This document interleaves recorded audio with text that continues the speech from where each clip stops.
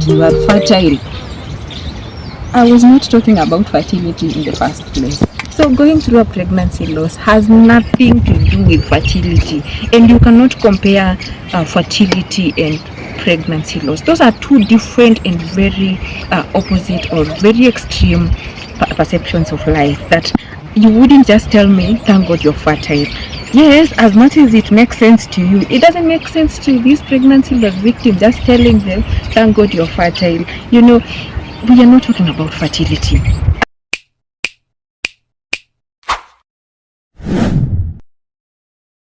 Hi there, welcome to Treasures Unspoken, a brand that provides psychosocial support to pregnancy loss victims and creates awareness to the society.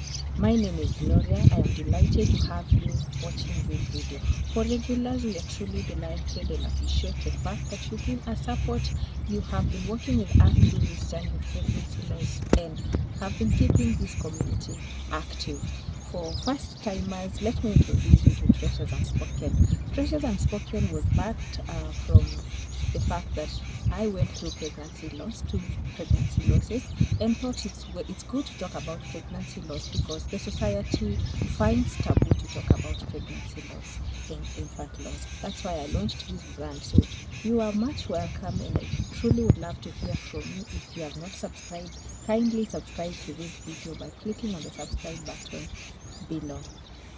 Today we'll be talking about a very interesting matter. It's a build-up of the previous video, and by the way, if you haven't watched any of our videos, we request that you kindly just go back and watch some of the videos, and especially the previous one where we're talking about being sensitive. So today it's just a build-up of how you can be sensitive and mindful when sharing with pregnancy loss victims.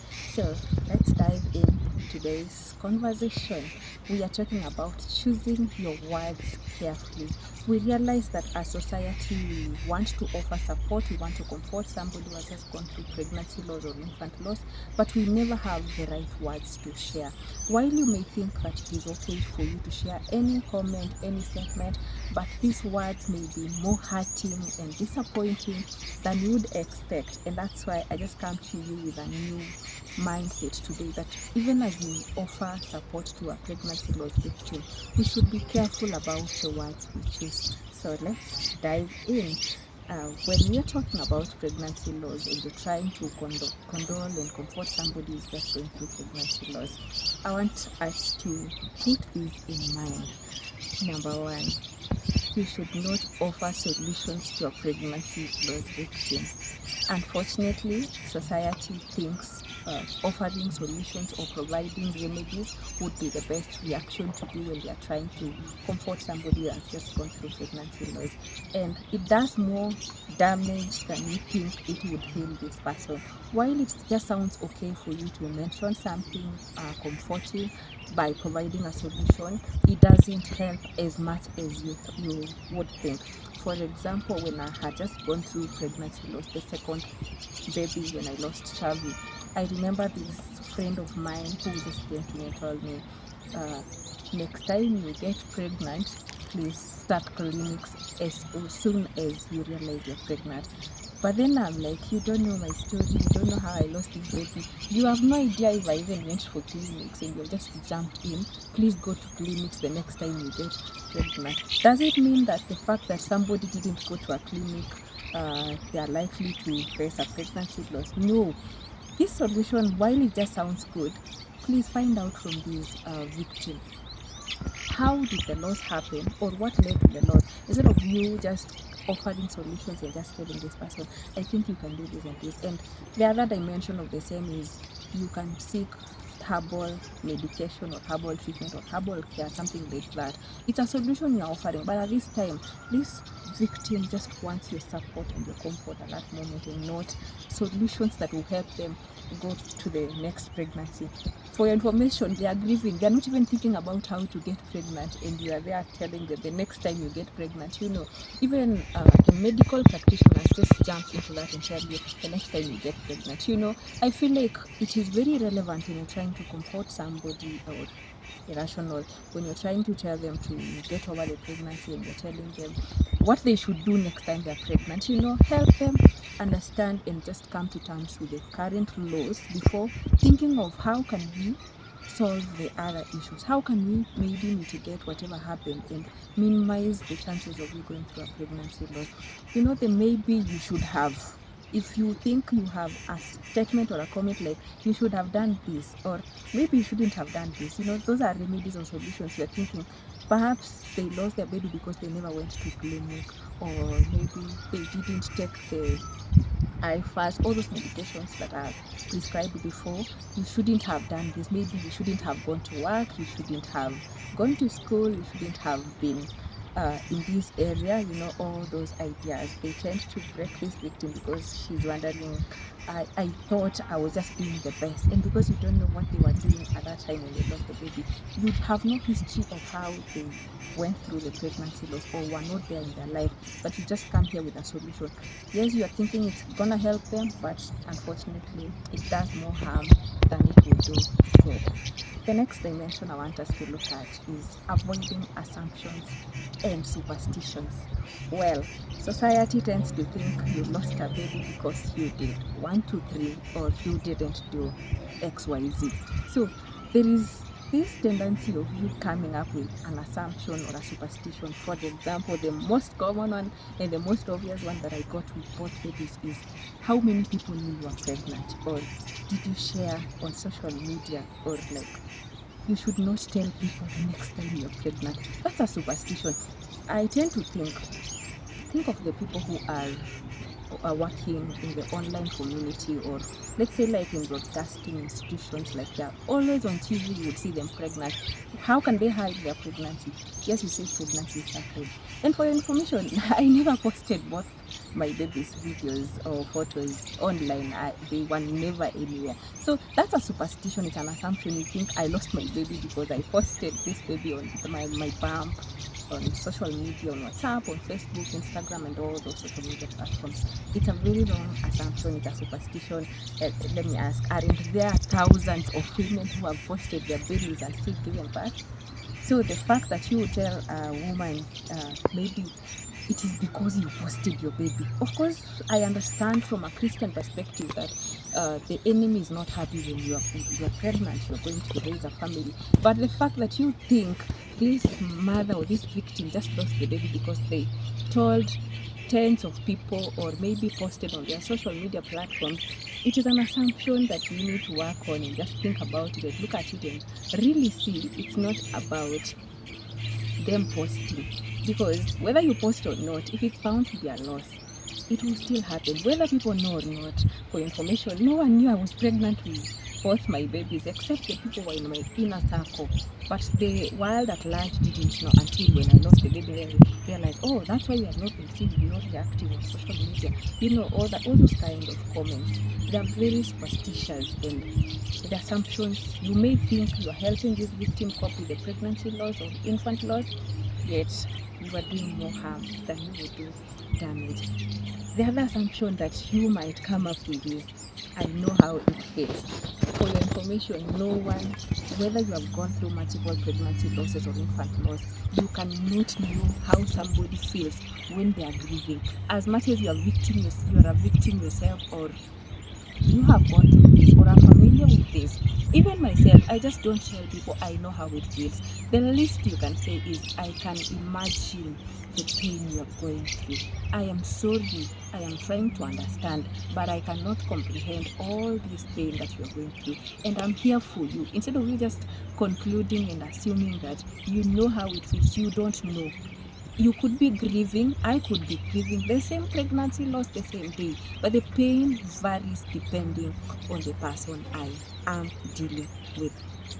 The other thing you can assume, or you may think, like, people tend to tell you God knew better and he has a plan for you. Wait, do you mean that God has a plan for me to go through a pregnancy loss? Regardless, at this time, I wouldn't expect to hear this from you, telling me in the name of, you are comforting me, you're there just telling me you know how that God had a plan for me. Yes, God has plans for me, but why would you think it is good for me to go through pregnancy loss? And people tend to just say, thank God you got rid of it, like in that way. Like for some people, they would feel like it was good that you went through the loss.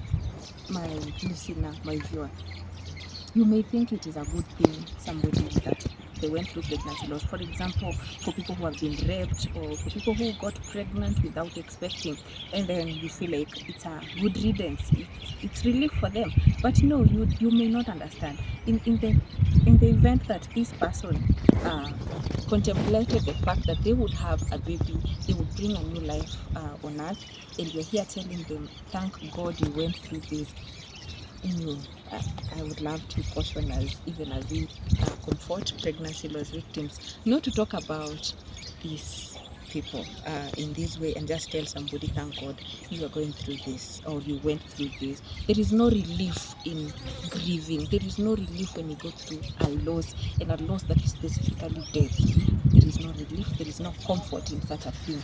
Whether the mother got pregnant in whatever circumstance.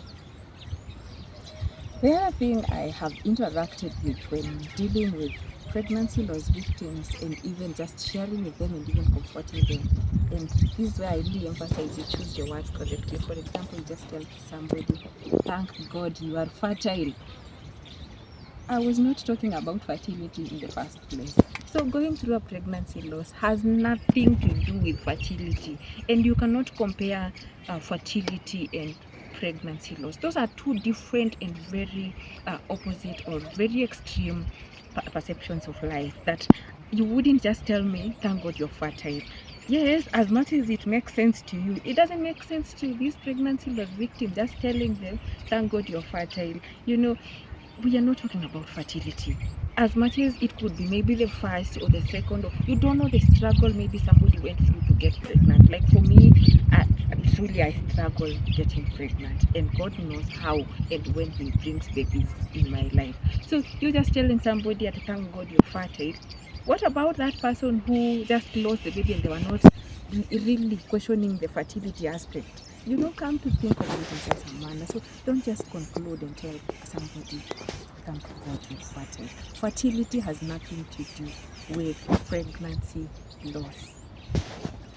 While on the same, you could find yourself telling a victim that you even have other children. So if I have other children, what do they have to do with this pregnancy loss? Does it mean this was not a child, or it was less of a human being? It doesn't make sense when you tell somebody, at least you have other children. I used to have that tendency of maybe saying, you may not understand what it feels for me because you have other children. As much as somebody has gone through a pregnancy loss or an infant loss, this baby they lost is not the same as the babies they have. And it is very awkward for you to just come up with the idea of just thinking to tell them that they have other children. Having other children doesn't dispute the pain that you are having, and it doesn't make it less painful or maybe minimize it. It is just that you are going to have a baby, and you knew you would bring this baby to the world. The other thing you could just also find yourself telling a pregnancy loss victim, and it doesn't make sense to them, is you tell them they will soon get pregnant. Society tends to tell you this a lot of when you're just cruising and they tell you, you'll be pregnant again.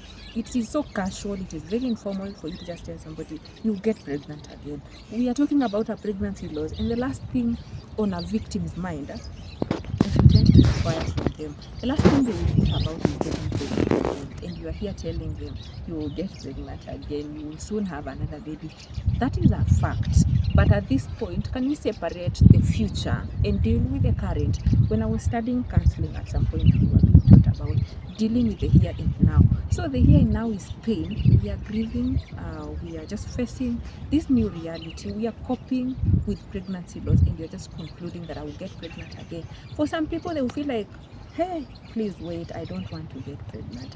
I remember myself, I was like, please, I'm not gonna get pregnant anytime soon. And people kept telling me, you'll get pregnant soon, you carry that baby to term. And I'm like, no, please, just help me go through this current phase that I'm experiencing, instead of you just telling me that I will get pregnant soon. As much as I would desire that, at that moment, let's deal with the here and now, which is the pain, and getting to terms with the new reality, instead of you telling me about future pregnancies. It feels that bad and it heartbreaks any victim, you know, it is disappointing to hear this from you. And the other dimension of the same that we tend to tell people as well is it happens to many people. So what? If it happens to many people, what? Does it mean I should go through it? Does it mean that I am supposed to go through this and just face it like any other person because it happens to many people? As much as statistics have it that many people experience pregnancy loss, or 4 out of 10 pregnancies end up in a pregnancy loss, you know, it is not up to you to just tell me it happens to many people. In as much as you have gone through it, hearing your story is good, or knowing somebody who has gone through pregnancy loss is good. But like I said, grief varies from one person to another. It doesn't matter how far along you are in terms of the loss, in terms of the pregnancy. It doesn't matter. It doesn't make it less painful by the fact that you went through pregnancy loss and other people are also going through it. Like I said, we could just be going through it, all of us at the same time, but you telling me that many people go through pregnancy loss, it's very invalid. Choose your words correctly, as in just address me and tell me about people going through pregnancy loss. We know we've talked about a lot of things today, and we have come to the end of today's video. The bottom line of this episode is to just be mindful and choose our words correctly when we are addressing somebody who is just going through pregnancy loss and they're trying to face this new reality. Be sensitive, be mindful with the words we speak, with how we comfort them. Some words will heartbreak much more than it would be healing to them. Thank you for watching Treasure Unspoken. I am truly delighted to have you until this far.